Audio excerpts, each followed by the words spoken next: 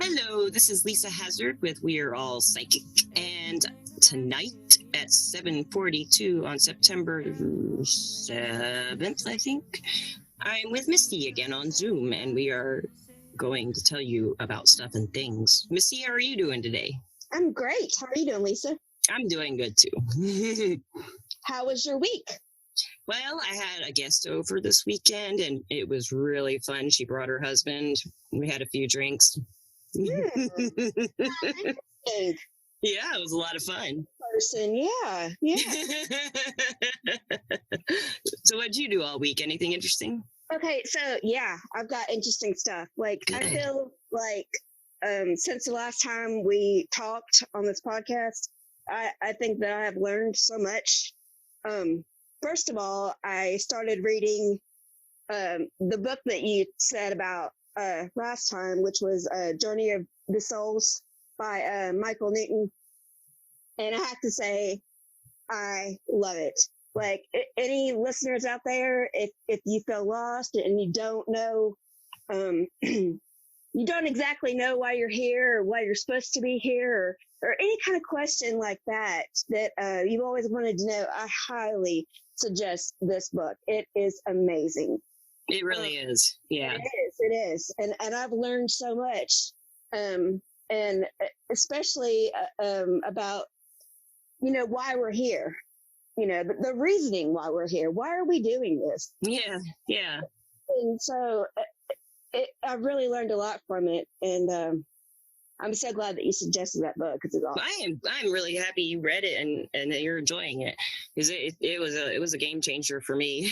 And yeah, it could be a theory, but I mean, if all of these people are saying this and they're trances and they're under hypnosis, it just seems a little weird, It's too coincidental. Yeah. And not only that, but it's like when I read it, I felt like that's how I always felt about it, but I couldn't put it into words or explain it. So it's like when I read it, it was like it just opened me up, and I was like, "Yes, there's the words. There's the words. Yes." This thick. Yeah. That many words. Very thick. It's a thick dictionary. Like you're always saying, we need our yeah, we should pick some words out of there and start, integrating them into. Yeah. I know we need to. I got my pen and paper. I'm ready. Yes, I like it. I think that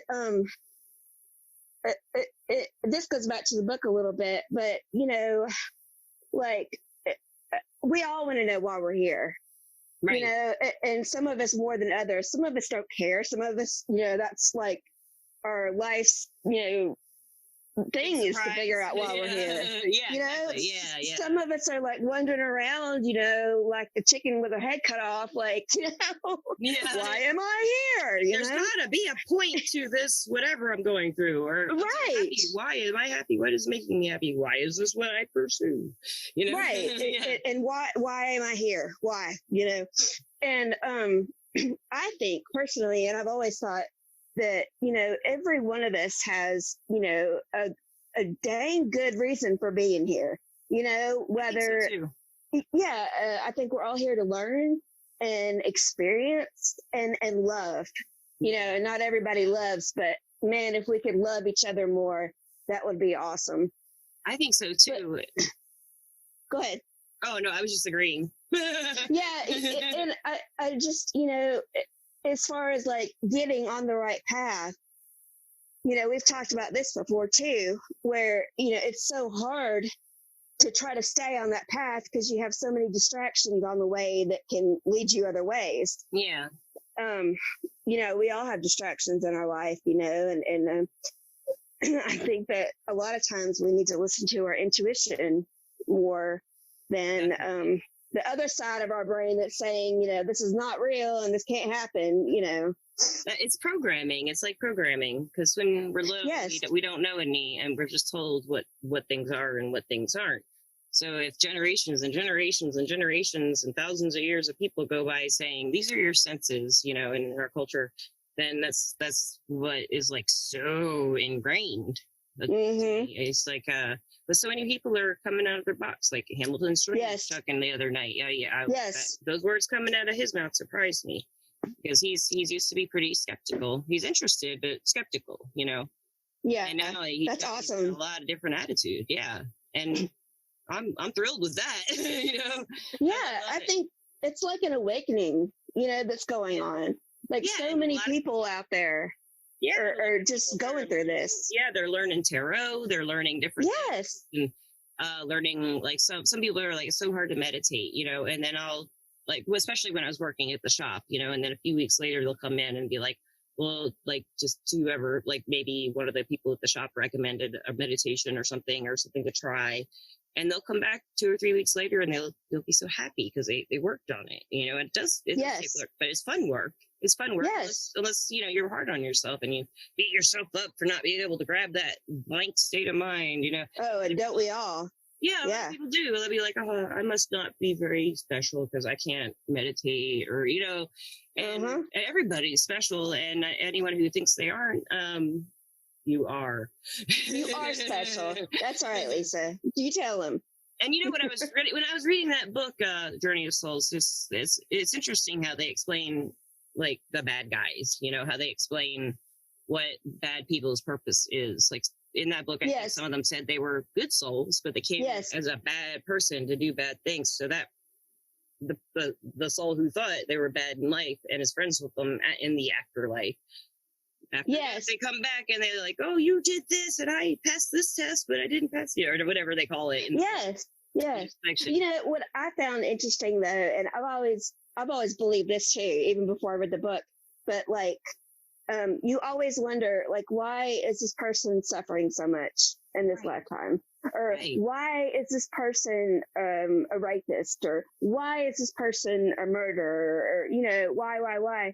And then when I was reading the book, it talked about, maybe in another lifetime, you were like the victim that was getting raped.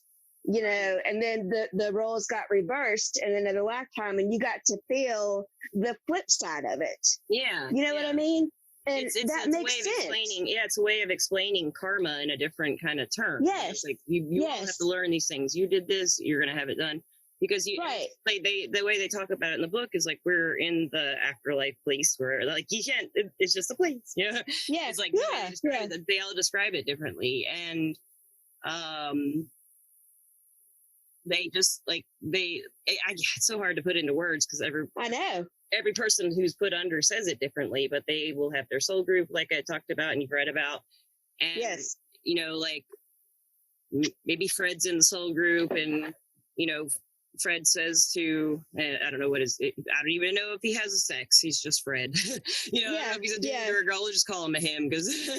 And he says to Misty's spirit, well, Misty, I really need you to break my heart because I broke yours in that last time, and now it's your turn to break mine because we both have to learn what that feels like. So let's go in on this deal and do it. That kind of thing. Yeah. And see what we grow, see how we grow out of it, or which direction we grow with that, and how we learn from it. You know, and I mean, even I think of it like this too. Like, if you do have children or you're around children, you want them to learn and you want them to grow and you want them to experience, good things, but also you want to make sure that they experience, some of the bad stuff too, just so they'll get the experience. So they won't touch the stove. Right. That's kind of how I look at it. It's like we're the babies. And we're, learning and experiencing, and, it hurts, yes, but we got to get through it. It's just the journey of our souls, It is, yeah. The thing that's weird is like something I've really noticed, especially after when I was younger, I had like therapy for a few years. I've talked about that therapist before.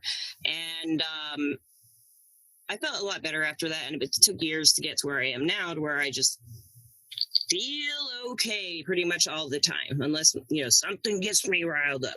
But most of the time, but when I was younger, I didn't have that kind of confidence. So if something punched me in the gut, not, anything happening, just like took the wind out of me, I would be in bed for a long time. And I would run it through my head, what went wrong, what I did wrong, how bad a person I was, and all this stuff. And I think if I had known about approaching it from a point of view of, well, what did I learn from this? And when your heart's breaking, it's kind of hard to go, well, what did I learn from my heart breaking? But if you can step away after, some time passes and look at it, examine it, and then let it go instead of for years. Yes, let it go. Carrying that past on your back, and then it's always there. It's like you're reliving it every time you remember it, and then strengthening its power. So, I wish I had read that at that age, when I was younger. Me too. And well, this gives me a different perspective. That's pretty much, I'm sure I would have thought of it as just another perspective when I was about 22 or 23. I think I would have loved it. I think I would have loved it, and I would have gone back to that book probably a lot later, and been like, okay.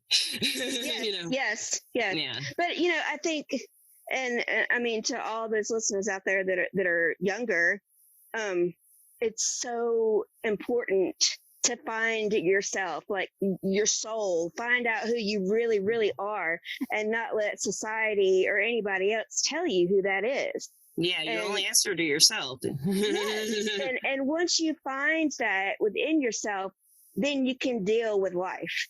True. Yeah. I mean, whatever comes to you, if it's a heartache, well, darn it, I've got my heart broken. I love that person, but you know what? I know who I am. I can get through this, and tomorrow's another day. Yeah. And I am enough for me. Yeah. Yes, because most of us don't have that mind frame, in our early 20s.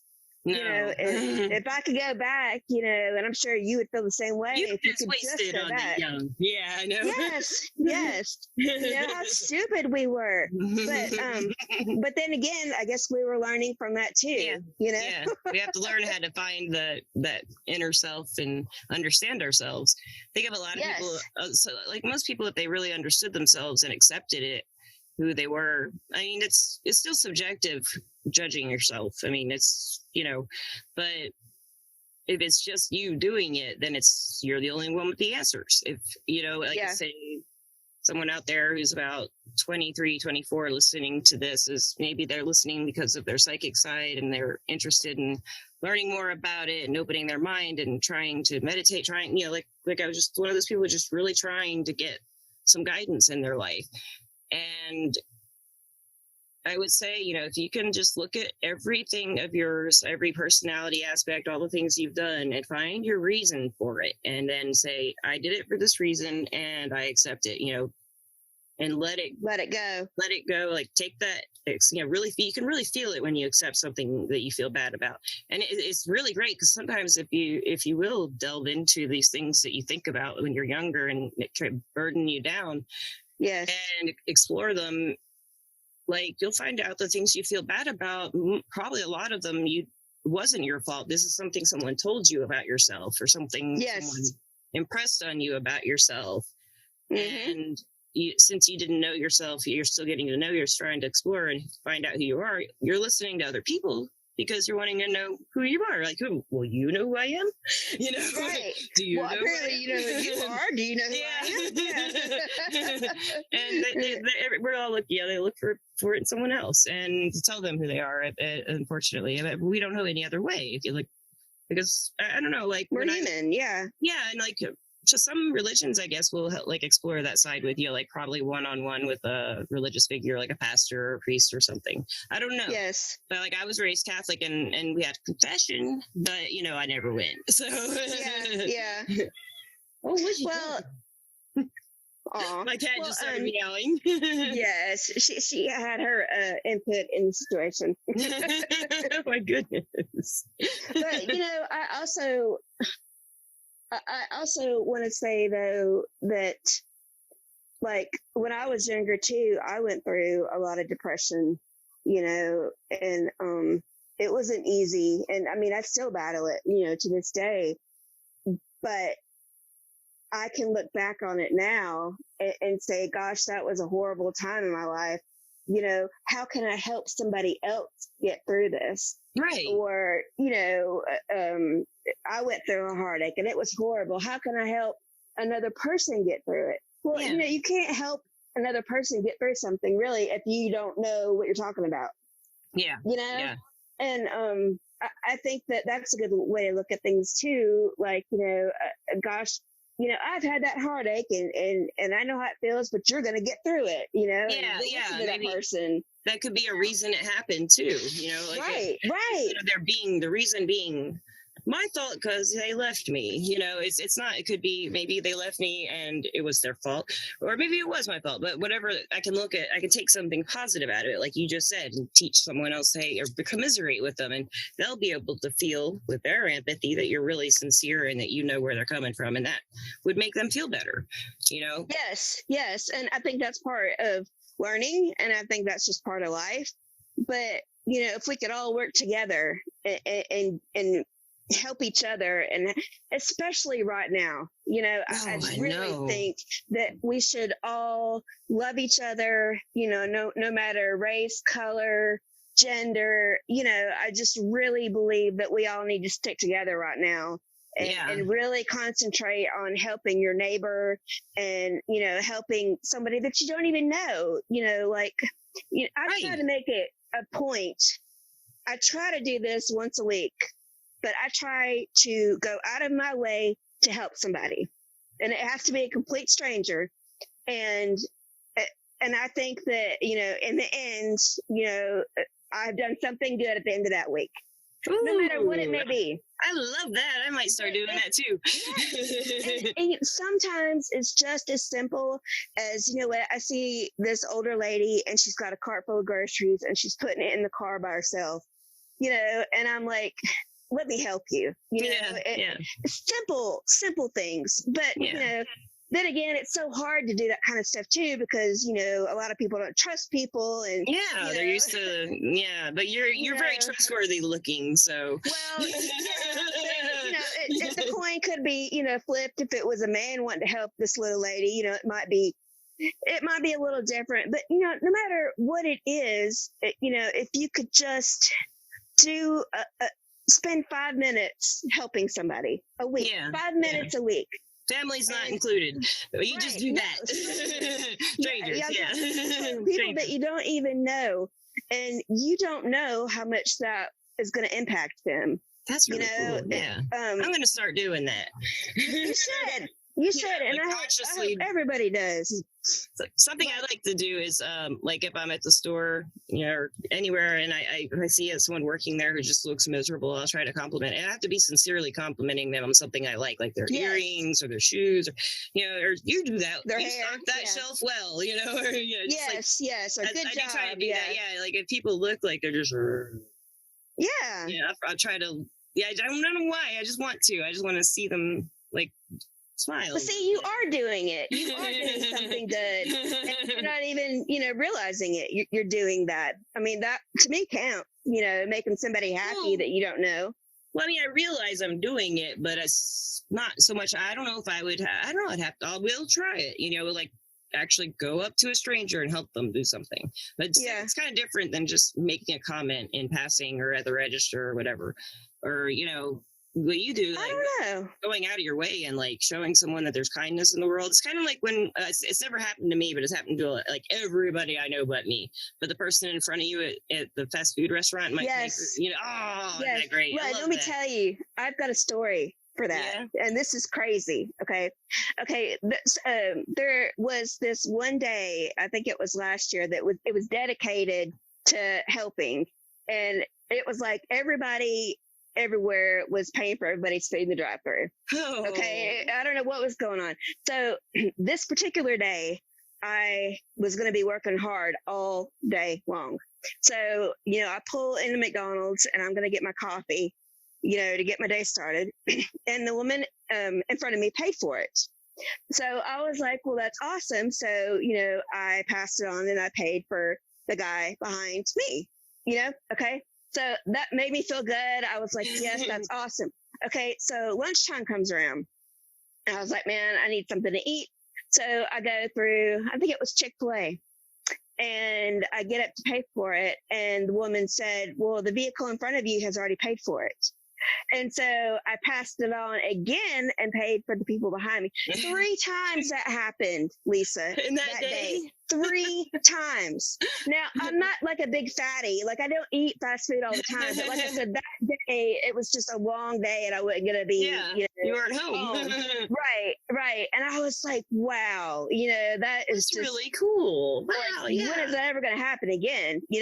But if we all did something like that, I mean, all of us can't afford to do that. And you don't have to spend any money, helping somebody, like I said, unload the groceries or even helping somebody pick something off the shelf or, whatever it is, whatever opportunity comes to you to help somebody, take it. Something I've noticed about you is that you do notice opportunities. I've noticed you when you were when you were at the shop before we started to get to know each other better. I could just tell you not like opportunity. It's like you can see advantages everywhere instead of this. Yeah. You have a positive mindset, it seems. And I would like to know where that came from. How did you develop? Because you said you had such a hard time when you were younger with depression and issues like that. That's funny that you brought that up. And I have seen this more as I've gotten older, but a lot of times people that are depressed can be the funniest people in the world. They can be the funnest people to be around. Yeah. You would not know it by looking at them. And then when they go home, and you don't see them, maybe that's when the depression kicks in. And, the older I get, the more I see it. Like, Robin Williams, perfect example. That's what I was just thinking of. Yeah. Yes. Sad. And there's so many other, comedians out there, that, are so funny, but, there's a reason why, because they can laugh themselves, about certain situations, but, on the inside, they really are, depressed and going through a lot of stuff. And that's just how they deal with it. Yeah. Now, I'm not saying that I'm like depressed all the time, because I'm not, and I'm better now, and I don't hardly have as many days, as I used to. Yeah. But, I do know that I have a lot of things to be thankful for, and a lot of things could be worse. And I mean, I do look for opportunities to help other people, because that's just the person that I want to be. I want to be that person.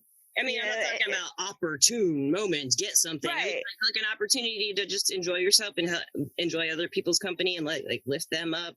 That's what I've seen you do. You don't look for like an opportunity to steal a book. You're looking for an opportunity to give a book. Smile. Yeah, to give a book. Yeah. Yeah. And, like when I was younger, like everybody would be like, golly, Misty, you shouldn't let people run over you and da-da-da-da-da. And I always thought to myself, what do you mean? Like, what are you talking about? I really didn't understand, where they were coming from, because, even as, a young kid, that's what you're supposed to do. Right. You're supposed to help people. You're supposed to do this. I don't think that that's letting people run over me, right. At least I hope not. But, I know my limits, I know when I'm getting taken advantage of, Yeah. So that kind of wraps into empathy a lot too, because when you do something nice for someone, you feel their gratitude. With being an empath, you'll feel their gratitude. You'll feel the love when they get treated nicely, or get a surprise that's out of nowhere. And maybe that's why I do it. You can feel it back, and both of you kind of will get this little like energy flow of happy, feeding each other.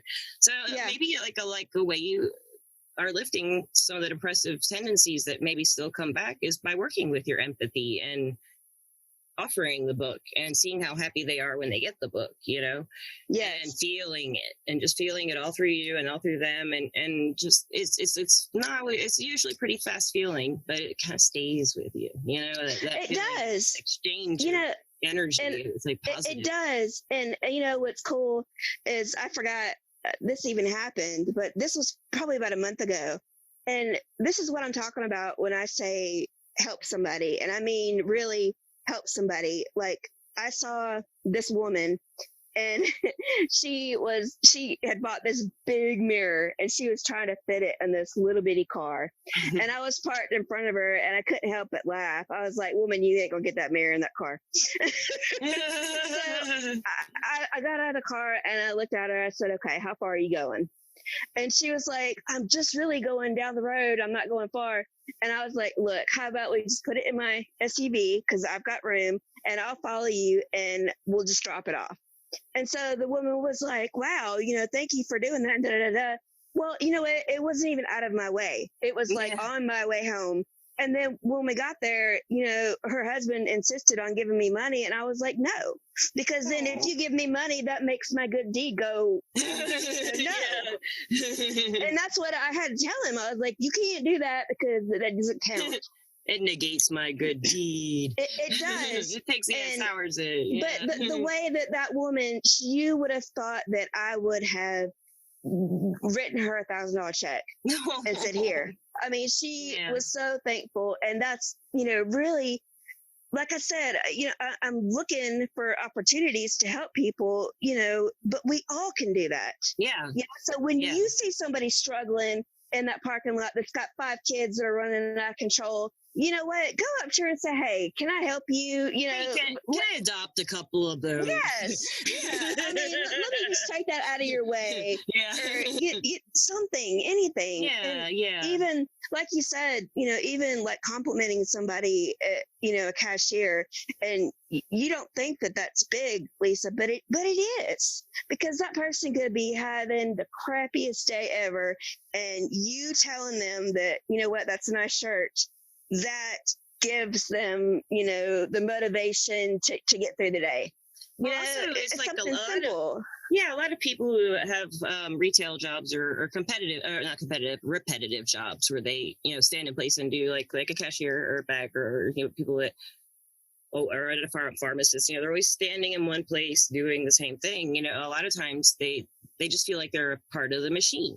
They don't feel like they're part of the human interaction. They're just like a piece of the, wheel, and like keep it turning. And so I think if they deal with a lot of people who think like they are the representation of all the problems that they had in the store, and they're just working, Yes, they're trying to get through their day. Yeah, they're not treated like people, and when they're treated as like the person who does stuff for me when I'm here, like an entity that does stuff like a robot. A robot. And it seems like a lot of people who work in those jobs, if it's really monotonous and they just keep getting treated like a machine, they kind of turn themselves off at work and really start to hate their jobs. Yes. And especially if they don't have friends at work, or they work in an isolated, kind of area or something like that. And especially right now with everything going on. Yeah. But it's really nice when I don't really do it much anymore. I don't go out hardly at all. But when I did in the before Corona, Mikey calls it BC. BC. I'm with you.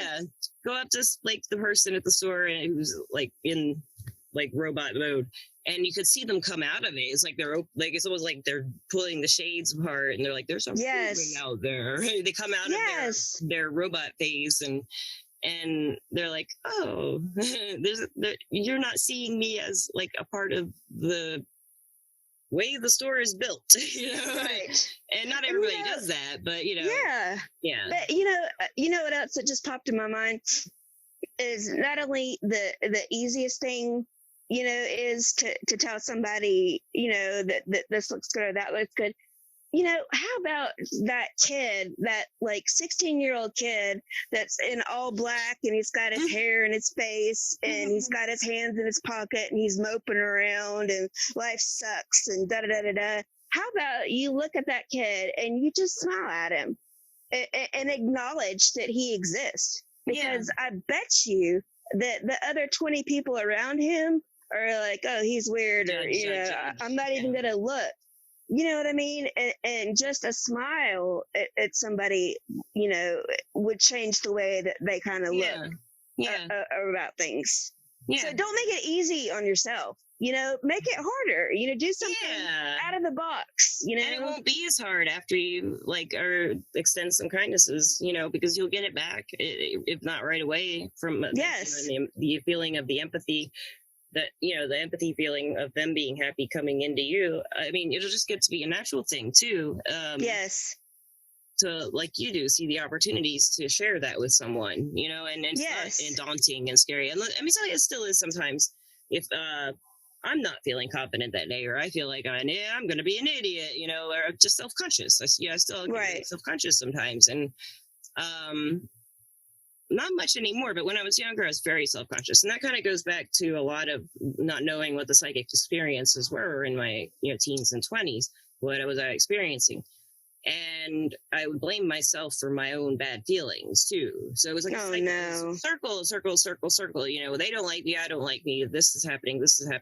And I was picking up what they were going. I think I've talked about this in high school, how I pick up from people in high school what they were all insecure about. But older in my 20s, I would pick up more about how directionless everyone felt. And when we were in our 20s, in the 90s and stuff, everyone was so directionless and what they want to do with themselves. And I don't know what this generation, they seem to take we were pushed out. We were we were. You're going to college or you're getting a job. And the teenagers now who are young adults, they get to take a little more time. It seems like they do out. And and we push them to do that too. To do what they really want to do. It's like us, it was just surviving. It's this or this, but you got to put food on the table. You got to eat. It's Dollar Chicken Italian Day at the deli. Yes. Or, my favorite was penny beer. Nickel beer. I had nickel beer in Auburn. Yeah, that was always good. Water that stuff down. The glasses. Everybody's lying. Just that's fun. Those were the days. That's some gratitude. That's right. Pay it back. That was one thing. Yeah. That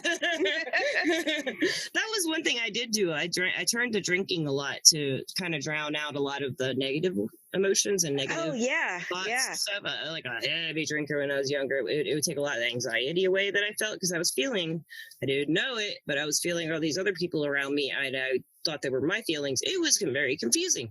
So once I had a few drinks, it kind of got rid of all that. It would dump. And you were more confident with yourself.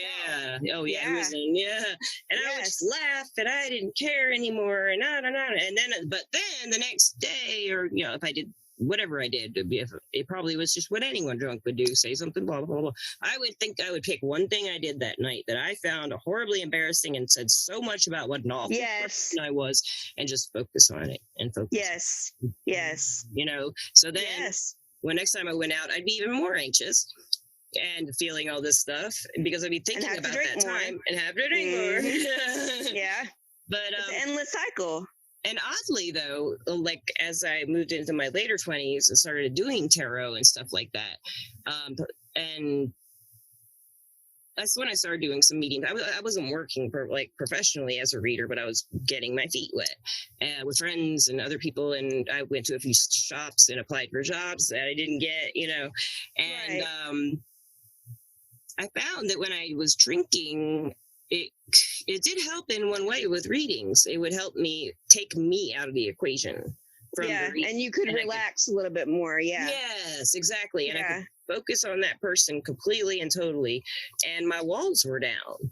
So like the ones I usually have up, because I don't want to take on anybody's stuff. So my walls are down. I'm feeling their stuff, and it's not repulsive. It's not making me feel like I'm this horrible, depressed, sad, angry, whatever the person was on the other phone feeling.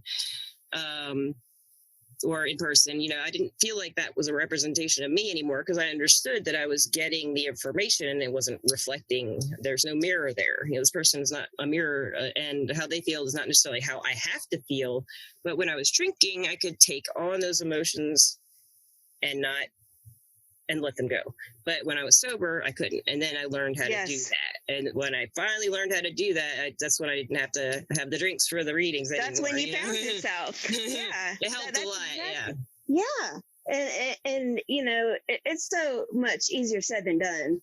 Yeah. all, go around saying, well, you should do this and this and this. I know. I remember being young, and I remember, wise people telling me to save money now, and if you say this and this, you'll be a millionaire by the time and did I do it? No, I didn't, but it's to be yourself and comfortable in your own skin without alcohol or drugs or anything. It's a piece that you can have that you want everybody to experience. It was a hard place to get to. I was kind of forced to because I ran out of money to buy alcohol, but I didn't go find it anyway. And it's just my husband was laid off from the job he had a responsible job, and they laid him off 3 months before he was going to get a pension, and it was just they were just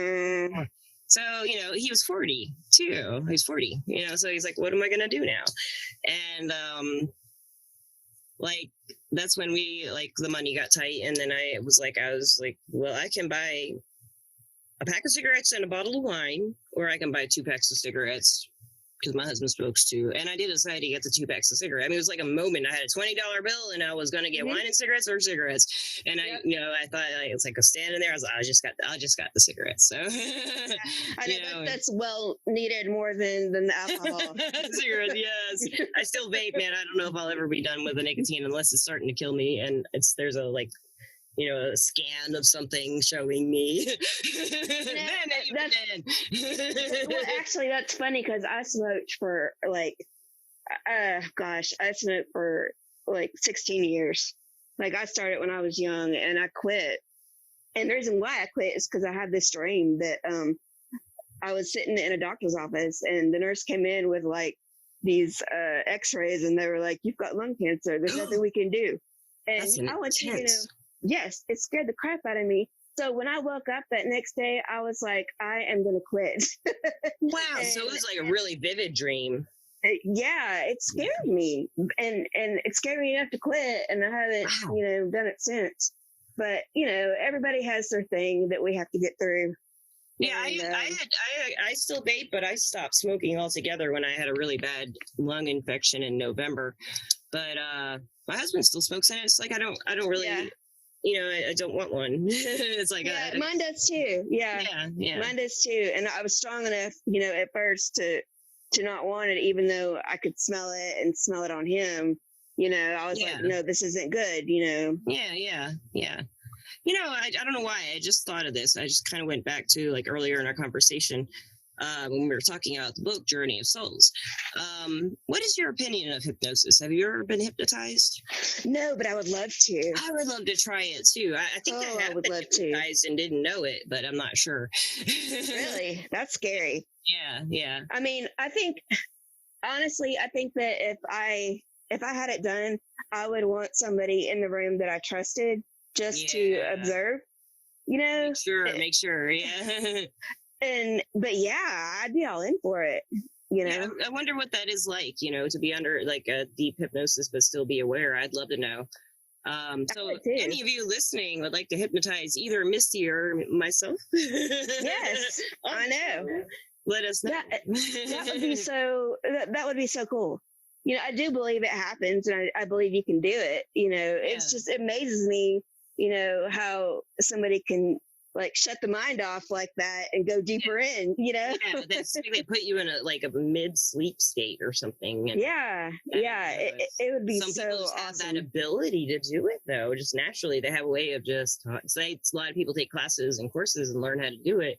But some people are just so natural at it. I don't know how they do it. I've seen it done. I knew someone who was a professional or was licensed hypnotist. He says he never hypnotized me. I don't think he did. This was an old mentor I had when I was starting to work as a psychic, and he used to help me out with a lot of stuff that I was trying to figure out. And he was also an astrologer, so I got to learn some about astrology. Oh, I love astrology. Yeah. So it's so vast. I mean, just goes. There's too much information. I can't. It is. It is. I mean, you could go on and on and on with it. Yeah, I remember I remember back in the day before internet. Yes, that's how old I am. Yeah, me too. Yeah. Like I would get astrology books and like try to find, my path number. And, I promise you one night I stayed up all night, like drawing these diagrams and trying to find the number. And like, it's like nowadays, all you do is you tap in your birth date, the time you were born, the day, and it does it for you. Yeah, and I was like, man, I spent so much time doing that. I can't believe you've drawn a chart. That's nuts. Yeah, that takes time. But when you start like really digging in there, it gets deep. And yeah, I had papers all over my bed. I remember it was crazy, but yeah, now all you gotta do is just type it in and voila, there it is. You know what? You've just given me a really good opportunity here. I'm looking for an opportunity. Yeah, I've been wanting to do a podcast about divination.